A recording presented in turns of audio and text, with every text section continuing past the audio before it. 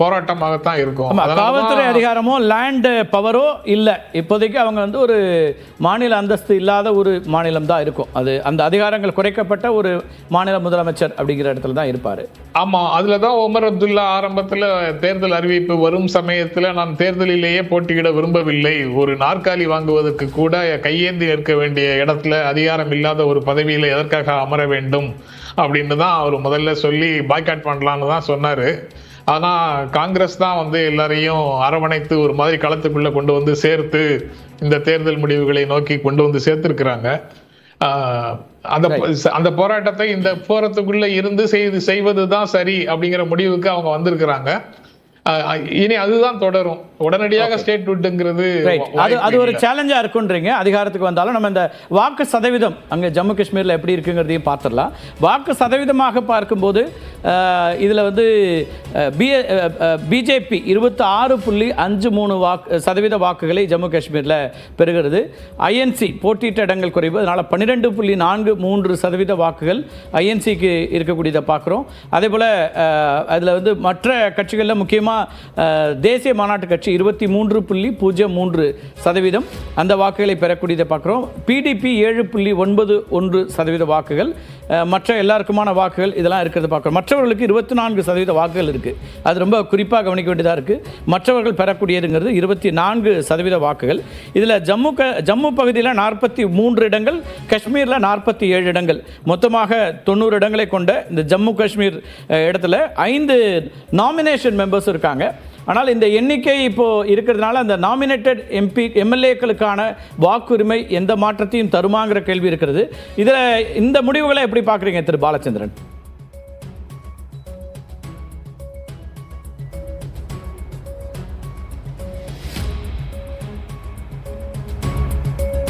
திரு பாலச்சந்திரன், உங்களுக்கான கேள்விதான். இப்போ ஜம்மு காஷ்மீர் முடிவுகளை நீங்கள் எப்படி பார்க்குறீங்க? அங்கே நாமினேட்டட் எம்எல்ஏஸ்க்கான 5 இடங்கள் இருக்கிறது. அவர்களுக்கான தேவையில்லாமல் ஒரு பெரும்பான்மை கிடைத்து விட்டதுனால இப்போ ஏற்கனவே இருந்த அச்சம் நீங்கி இருக்கிறதுன்னு பார்க்கலாமா? எதிர்க்கட்சிகள் ஒரு குற்றச்சாட்டை வச்சுக்கிட்டே இருந்தாங்க, அதற்கான தேவையில்லாத அளவில் தேர்தல் முடிவுகள் வந்திருக்கு அப்படின்னு பார்க்கலாமா? என்கிட்ட கேட்டீங்களா?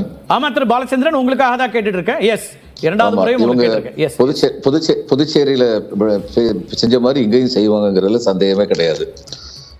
இதுலயும் ஹரியானாலையும் இன்னும் கொஞ்சம் சீட்டு இழந்தார்கள் என்றால் காங்கிரஸ்ல இருந்து மெம்பர்களை எடுப்பதற்கான முயற்சிகள் துவங்குவதிலே சந்தேகம் கிடையாது. இவங்க எத்திக்கலா வந்து 2019க்கு அப்புறம் எந்த எலெக்ஷனுமே இவங்க ஃபேஸ் பண்ணல. அதனால இங்கேயும் கவர்னரை பத்தின அச்சம் உண்மையான அச்சம். ஆனா இப்போ உள்ள மார்ஜின் இவ்வளவு ஹெவி மார்ஜினா இருக்கிறதுனால அவர் அவ்வளவு தூரத்துக்கு இதுல கேம்ஸ் விளையாட முடியாதுன்னு நம்ம எதிர்பார்க்கலாம்.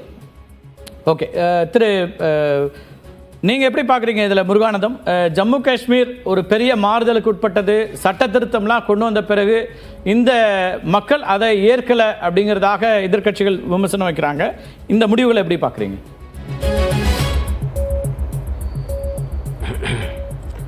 இல்லை, ரொம்ப தெளிவாக மக்களுடைய தீர்ப்பு ரொம்ப தெளிவாக இருக்கின்றது.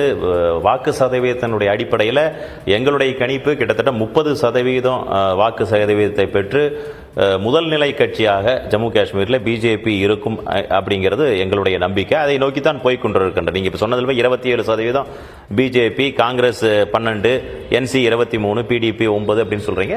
நாங்கள் 30% அப்படிங்கிறது எங்களுடைய கணிப்பு. அதே போல் ஜம்மு காஷ்மீரை பொறுத்த வரைக்கும் ஏற்கனவே Jammu Kashmir reorganisation act 2019 section 15, 15B அது ரெண்டுலேயுமே தெளிவாக சொல்கிறோம். அவங்க எல்ஜி அவங்க 2 பேர்த்த பெண்களை அங்கே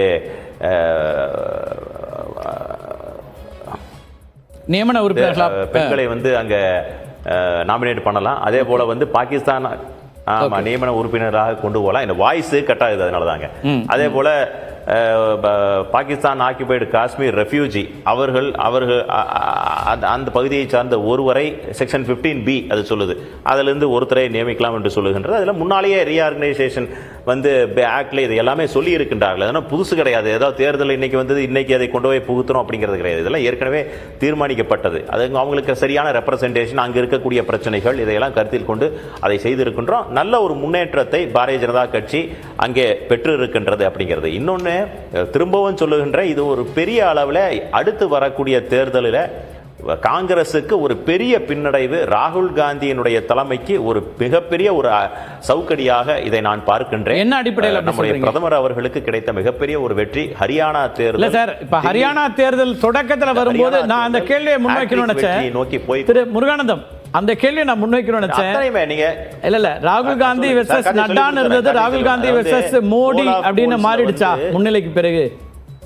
ஏன்னா காலையில சொல்லும் போது வேறையா இருந்தது பாஜக நண்பர்களுடைய பார்வை. ராகுல் காந்தி ஏன் நான் ஒண்ணுமே சொல்லிங்களே, நாங்க தெளிவா முதல்ல இருந்தே அதைத்தான் சொல்றோம். ஓகே, அதாவது இது ஹரியானா தேர்தலை பொறுத்த வரைக்கும் மூன்றாவது இதை கட்டார் அவர்களுக்கு யூனியன் மினிஸ்டர் அவருக்கு கொடுத்துட்டு சைனி அவர்களை கொண்டு வருகின்ற பொழுது எவ்வளவோ விமர்சனங்கள் இருந்தது. இது ஒரு ஜாட் ஒரு தலைவரை எடுத்துட்டு இன்னொரு ஃபார்முலால கொண்டு போறீங்கன்னு சொன்னாங்க. ஆனா கள நிலவரம் என்னெல்லாம் யாரெல்லாம் கொண்டு போய் அங்க அமர்த்தினால் என்னென்ன சரியாகும் அப்படிங்கிற கள நிலவரத்தை முழுமையாக புரிந்திருக்கின்றோம். இன்னொன்று ஒரு விஷயத்தை நீங்கள் ஒப்புக்கொள்ள மாட்டீர்கள். அதை இது ராகுல் காந்தி அவருடைய தலைமைக்கு கிடைத்த மிகப்பெரிய சரிவு அப்படிங்கிற ஒரு விஷயத்தை ஒப்புக்கொள்ள மாட்டேங்கிறீர்கள். என்ன சொன்னோம்னா, அவர்கள் தொடர்ந்து விவசாயிகளுடைய பிரச்சனையை முன்வைத்தார்கள், விளையாட்டு வீரர்களுடைய பிரச்சனைகளை முன்வைத்தார்கள். இதெல்லாம் வைக்கின்ற பொழுது அதை தாண்டி மக்கள் இது தவறு, இவங்களெல்லாம் நீங்க சொல்லக்கூடிய குற்றச்சாட்டு விமர்சனத்துக்கு புதுச்சேரியினுடைய முன்னாள் முதலமைச்சர் நாராயணசாமி விரைவில் இணைய இருக்கிறாரு. அவர்கிட்ட கேட்கலாம், இது ராகுல் காந்திக்கான சரிவா, ராகுல் காந்தியினுடைய மக்கள் ராகுல் காந்திக்கான தலைமையை ஏற்கலையா? ஏன்னா நீங்க இன்னொன்னு சொல்லிட்டீங்க, அடுத்து டெல்லி மகாராஷ்டிராலையும் இது எதிரொலிக்கும் அப்படின்னு நம்பிக்கையை கொடுத்திருக்கு ஹரியானா அப்படிங்கிறீங்க. நம்ம பேசலாம், இன்னொரு டேட்டா பார்த்துட்டு பேசலாம். திரு முருகானந்தம், சிவரஞ்சனி காத்திருக்காங்க மேஜிக் பால் ரெப்ரசன்டேஷன்ல. எத்தனை தொகுதிகளில் ஜம்மு காஷ்மீர்ல அங்க போட்டியிட்டாங்க, அந்த நிலவரம் யார் யார் எங்க போட்டியிட்டாங்க, அதில் இருக்கக்கூடிய தொகுதிகள். எஸ் சிவரஞ்சனி. கார்த்திகை செல்வன், இப்போ ஜம்மு காஷ்மீரை பொறுத்த வரைக்கும் மொத்தம் 62 தொகுதிகளில் மட்டும்தான் பாரதிய ஜனதா கட்சி போட்டியிட்டது. ஆனால் அந்த தொகுதிகளில் மொத்தம் 25 தொகுதிகளில் அது முன்னிலையில் இருக்கு. காங்கிரஸ் என்சி கூட்டணி தான் 28 தொகுதிகளில் முன்னிலையில் இருக்காங்க. இதுவே நாம இப்போ காங்கிரஸ் போட்டியிட்ட தொகுதிகளை மட்டும் பார்ப்போம் அப்படின்னா, அது மொத்தமாக 40 தொகுதிகளில் காங்கிரஸ் போட்டியிட்டு இருக்கு. அதில் பிஜேபி 20 தொகுதிகளில் முன்னிலையில் இருக்கு. காங்கிரஸ் என்சி கூட்டணி 15 தொகுதிகளில் தான் முன்னிலையில் இருக்கு.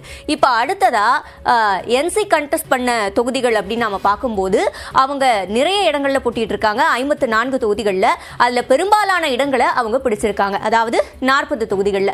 இதுல இருந்து நாம என்ன புரிஞ்சுக்க முடியுது அப்படின்னா, காங்கிரஸ் என்சியோட கூட்டணி தான் பெரும்பாலும் ஒர்க் ஆகி இருக்கு அப்படின்ற ஒரு அண்டர்ஸ்டாண்டிங்க்கு நாம வரலாம். அதுலயும் நம்ம இப்ப கம்பாரிசன் கூட எடுத்து பார்க்கலாம். காங்கிரஸ் பிஜேபி இவங்க 2 பேரும் போட்டியிட்ட தொகுதிகள் எத்தனை, அதுல எப்படி முன்னிலை நிலவரம் வந்திருக்கு அப்படின்னு பார்க்கும்போது, இவங்க 2 பேரும் நேரடியா போட்டியிடுற தொகுதிகள் 32. இதுல பெரும்பாலும் பிஜேபி தான் வின் பண்ணிருக்கு. அப்ப இதுல இருந்து காங்கிரஸ் என்சி கூட்டணி தான் பெருமளவுக்கு ஒர்க் ஆயிருக்கு அப்படின்றத புரிஞ்சுக்க முடியுது கார்த்திகை செல்வன். ஓகே, நன்றி சிவரஞ்சனி. காஷ்மீரில் எத்தனை இடங்களில் எந்தெந்த கட்சிகள் போட்டியிட்டன, அதில் கிடைக்கக்கூடிய முன்னிலை நிலவரம் என்ன அப்படிங்கிறத பார்த்தோம். திரு நாராயணசாமி அவர்கள் இணைவதற்கு முன்னாடி திரு ஜென்ராம் அவர்கள் கூட இதில் சொல்லலாம். முருகானந்தம் ஒரு கருத்தை முன்வைக்கிறார், திரு ராகுல் காந்தியினுடைய மக்கள் ஏற்பு இல்லைங்க, அதுதான் இதில் இருக்குது, இதை ஒத்துக்கொள்ளணும் காங்கிரஸ் கட்சி அப்படிங்கிறாரு. ஒரு பார்வையாளராக உங்கள் கருத்து என்ன இதில்? ஏன்னா ஹரியானாவுடைய வெற்றி அல்லது தோல்வி ரெண்டுமே ஒரு அடுத்து வரக்கூடிய மாநிலங்களில் ஒரு இம்பாக்ட் ஏற்படுத்தும் அப்படின்னு இருந்துச்சு.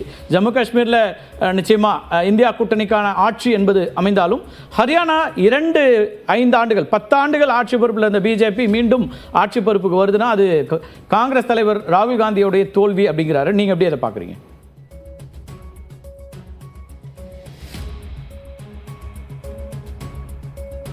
திரு ஜென்ராம்.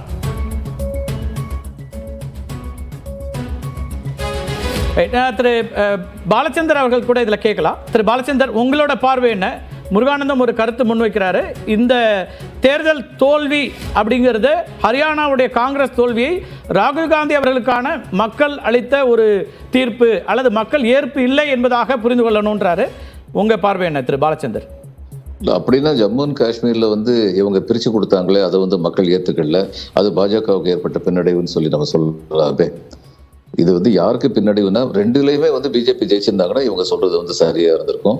அதுக்கப்புறம் ஹரியானால ஒரு எங்கேயுமே ஒன்றிய அரசுலயும் அவங்க ஆட்சியில் இல்லை, காங்கிரஸ் ஹரியானாலும் ஆட்சியில் இல்லை. அந்த நிலைமையில வந்து இந்த அளவுக்கு ஒரு அவங்க வந்து fight முக்கியமான கொடுத்திருக்காங்க. செய்தியை நம்ம பார்க்கிறோம் சார். இந்த செய்தி என்ன மாற்றத்தை உண்டாக்கும்னு தெரியாது. ஆனால் இப்போதைக்கு இன்னும் எண்ணப்பட வேண்டிய சுற்றுகள் அதிகம் இருக்கக்கூடிய சூழல்ல ஹரியானால பாஜக முன்னிலையில் உள்ள 10 தொகுதிகளில் 3000 வாக்குகளுக்கு குறைவான வித்தியாசம் இருக்கிறது அப்படிங்கிறத பார்க்கிறோம். தற்போதைய நிலையில கிட்டத்தட்ட ஹரியானாவை பொறுத்த வரைக்கும் வாக்கு எண்ணிக்கை தொடங்கி பாதிக்கும் மேற்பட்ட இடங்கள்ல அந்த வாக்குகள் எண்ணப்பட்டிருக்கின்றன. அப்படி வரக்கூடிய சூழல்ல ஏன்னா நிறைய தொகுதிகளில் அங்கே 13 16 18 சுற்றுக்கள் வரை கொண்டதாக இருக்கு. 19 சுற்றுக்கள் அதிகப்படியாக இருக்கக்கூடிய இடத்துல 3000 வாக்குகளுக்கு குறைவான வித்தியாசத்தில் பிஜேபி முன்னிலை வைக்கிறது அப்படிங்கிறத பார்க்குறோம்.